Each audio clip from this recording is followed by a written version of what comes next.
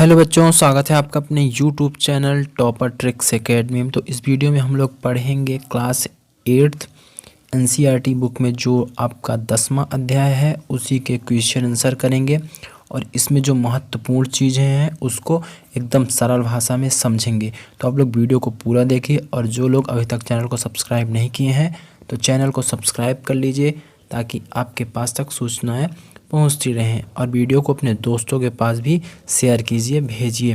तो इसका शीर्षक क्या है देखते हैं हम लोग, किशोरावस्था की ओर। ठीक, तो इसका शीर्षक आपके सामने ये है। तो चलिए देखते हैं इसके क्वेश्चन आंसर।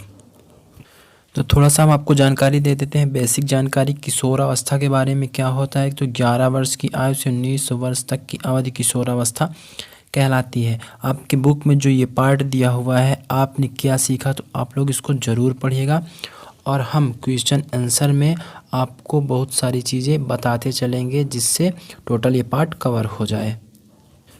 तो अभ्यास का पहला प्रश्न क्या बोल रहा है, देखिए यह अभ्यास का फर्स्ट प्रश्न है कि शरीर में होने वाले परिवर्तनों के लिए उत्तरदायी अंतःस्रावी ग्रंथियों द्वारा स्रावित पदार्थ का क्या नाम है। जो अंतःस्रावी ग्रंथियों द्वारा पदार्थ स्रावित होता है किशोरावस्था के समय में उसको क्या बोला जाता है। तो इसका उत्तर आप लोग लिखेंगे, इस शरीर में होने वाले परिवर्तनों के लिए उत्तरदायी अंतःस्रावी ग्रंथियों द्वारा स्रावित पदार्थ का नाम हार्मोन है।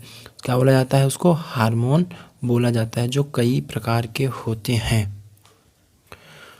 अब सेकंड नंबर आपका है, देखिए दूसरा प्रश्न क्या पूछ रहा है, किशोरावस्था को परिभाषित कीजिए। अर्थात किशोरावस्था किसे कहते हैं उसके बारे में लिखना है। तो आइए लिखते हैं हम लोग। तो देखिए आपको यहाँ से लिखना है, इसका आंसर आपके बुक का ही है। ठीक, तो यहाँ से आप लोग स्टार्ट करेंगे।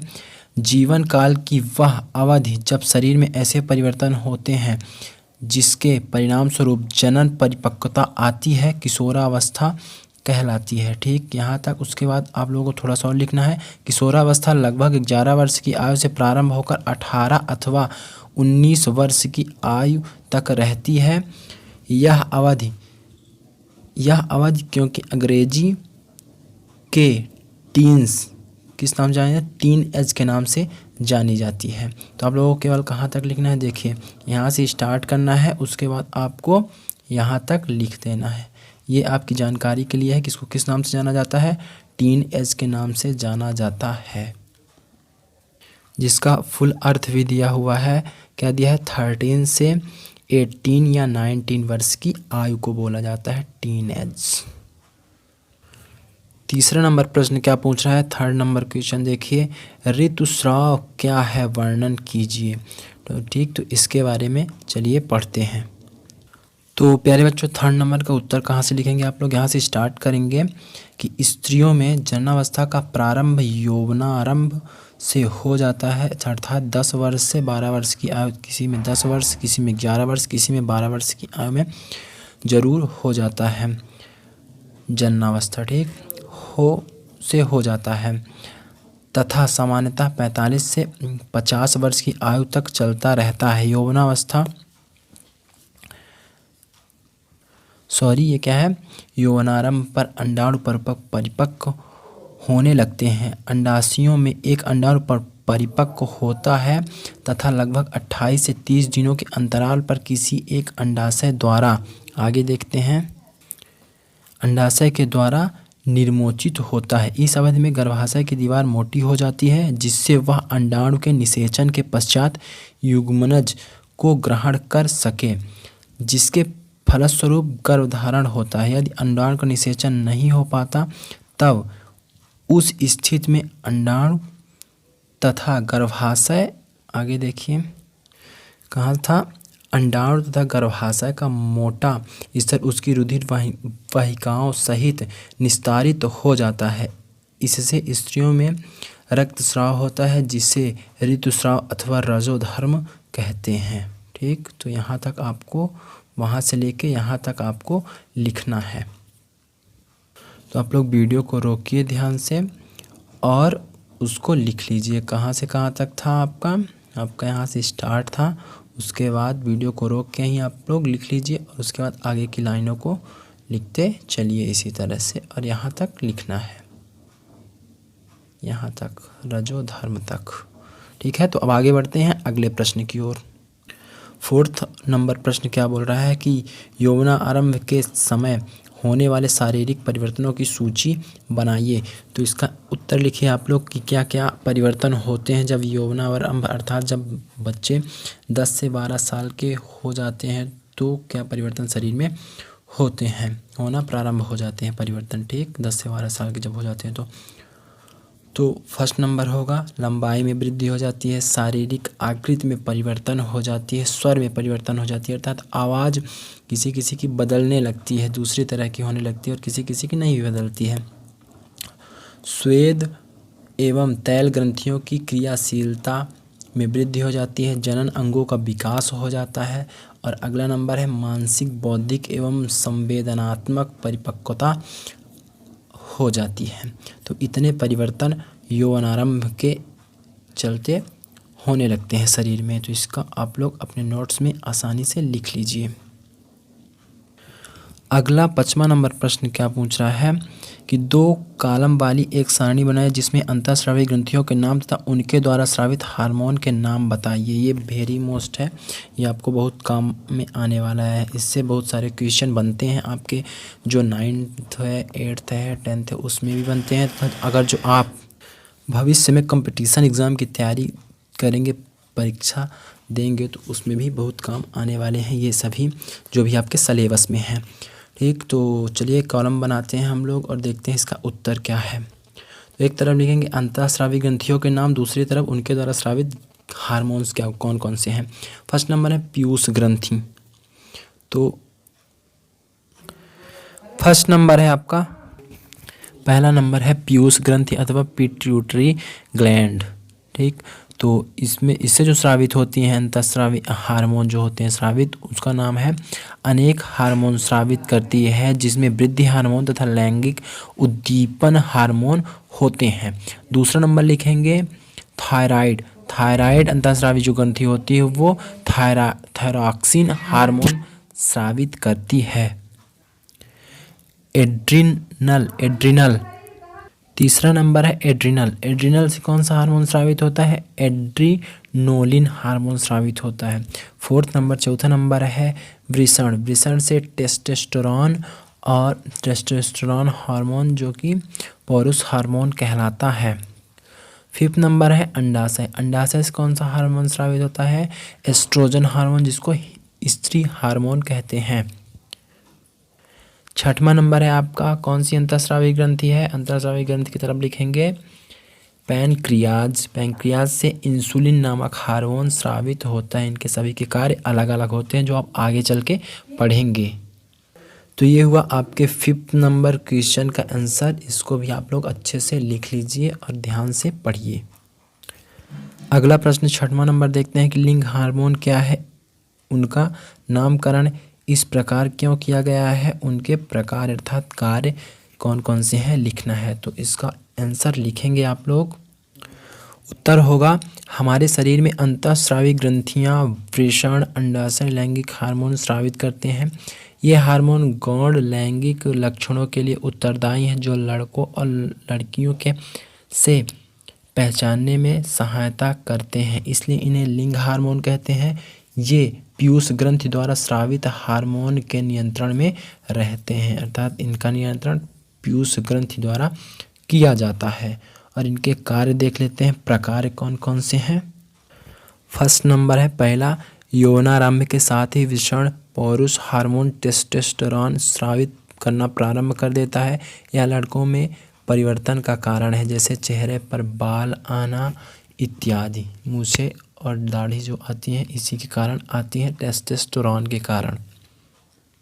दूसरा नंबर लिखेंगे इसके कार्य, यौवनारंभ के साथ लड़कियों में अंडाशय स्त्री हार्मोन एस्ट्रोजन स्रावित करना प्रारंभ कर देता है, जिससे स्तन एवं दुग्ध ग्रंथियां विकसित हो जाती हैं। इन हार्मोन के उत्पादन का नियंत्रण पीयूष ग्रंथि द्वारा स्रावित हार्मोन द्वारा किया जाता है। तो यही होगा आपके 6 नंबर प्रश्न का उत्तर। 7वां नंबर प्रश्न है, सही विकल्प चुन के इसमें लिखना है। तो 7th का नंबर देखिए, का नंबर क्या है? किशोर को सचेत रहना चाहिए कि वह क्या खा रहे हैं, क्योंकि जब किशोरावस्था में आ जाते हैं बच्चे तो उनको सचेत रहना चाहिए कि वो क्या खा रहे हैं, कैसा आहार है उनका। ठीक, तो इसका कारण क्या है? तो इसका कारण यह है, देखिए सेकंड नंबर इसका उत्तर हो जाएगा कि शरीर में तीव्र गति से होने वाली वृद्धि के लिए उचित आहार की आवश्यकता होती है। ठीक है, ख नंबर है इसका। ख नंबर है स्त्रियों में जनन आयु का प्रारंभ उस समय होता है जब उनके, फर्स्ट नंबर इसका उत्तर हो जाएगा कि ऋतुस्राव प्रारंभ हो जाता है, तब जनन आयु उनकी प्रारंभ हो जाती है। ठीक, तो इसका आंसर हो जाएगा पहला नंबर। ग नंबर है, पूछ रहा है कि निम्न में से कौन सा आहार किशोर के लिए सर्वोचित है, सबसे ज़्यादा उचित, सबसे ज़्यादा अच्छा आहार कौन सा है, खाना कौन सा है? तो इसका उत्तर होगा आपका सेकंड नंबर, रोटी दाल और सब्जियां जो होती हैं सबसे उचित सबसे अच्छा भोजन होती हैं किसी भी किशोर के लिए, चाहे लड़का हो चाहे लड़की।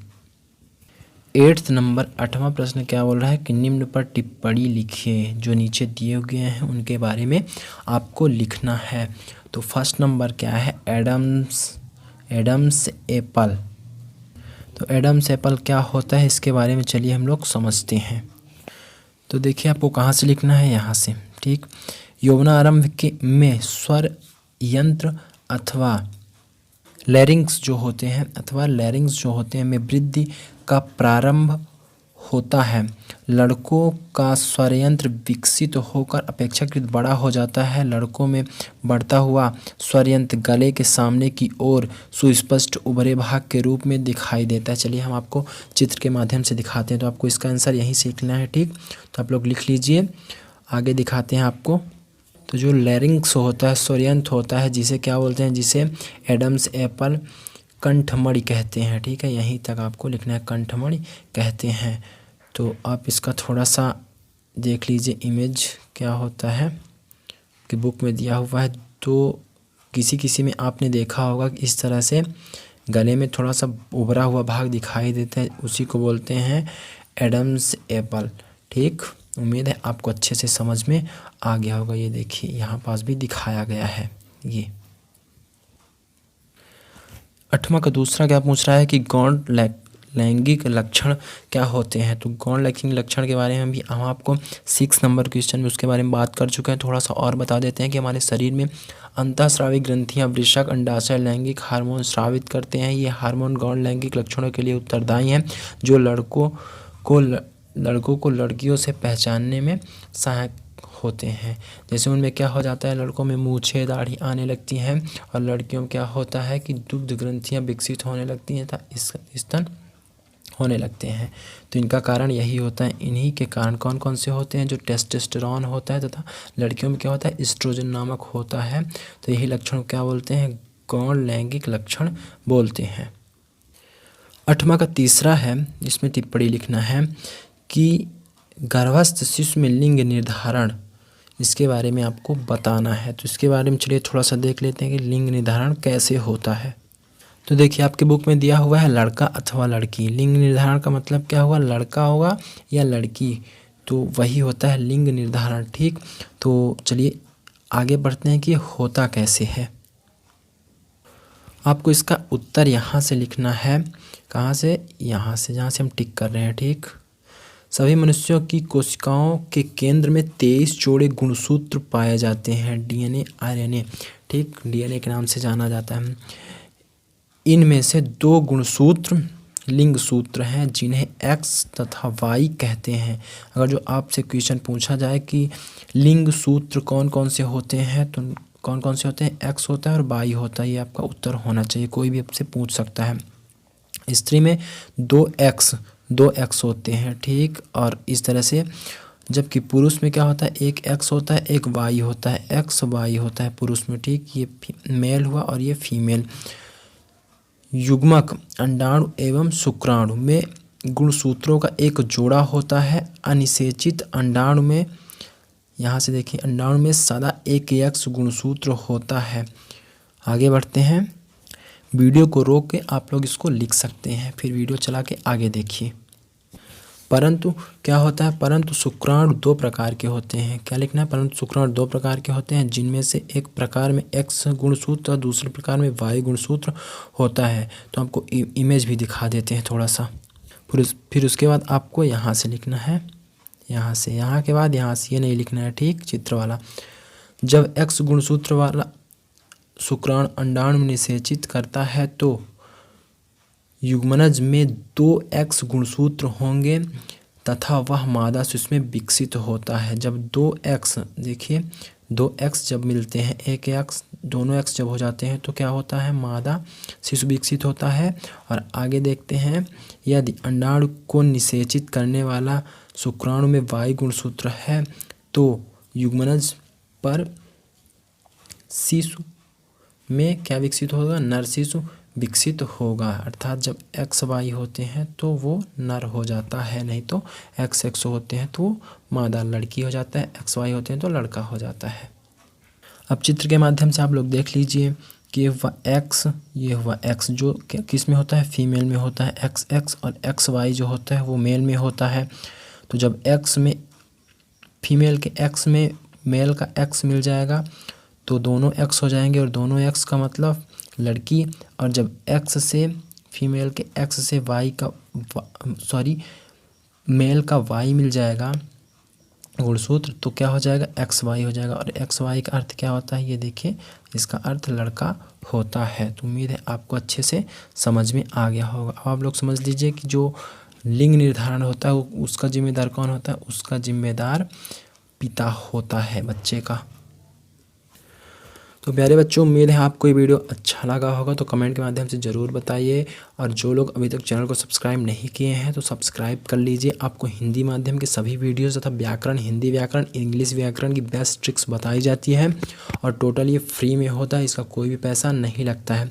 और ज़्यादा से ज़्यादा शेयर कीजिए, सहायता कीजिए हमारी भी, ताकि ज़्यादा से ज़्यादा बच्चे इसमें जुड़ सकें। तो इसमें अगला क्वेश्चन था 9वां नंबर क्वेश्चन, उसमें एक पहेली थी जिसको उसके अंदर भरना था। तो ये वो इस वीडियो में नहीं हो पाएगा, हम आपको उसकी इमेज, फ़ोटो या PDF कुछ भी आपको व्हाट्सअप में प्रोवाइड करवाएंगे, उपलब्ध करवा देंगे। तो आप लोग व्हाट्सअप ग्रुप ज्वाइन कीजिए, वहाँ पास बहुत सारे बच्चे जुड़े हुए हैं, वहाँ उनको PDF, फ़ोटो, उत्तर जो लॉन्ग वाले होते हैं, बड़े वाले उत्तर होते हैं, वहाँ दिए जाते हैं। तो इस वीडियो में इतना ही, मिलते हैं अगले वीडियो में। जय हिंद, जय भारत।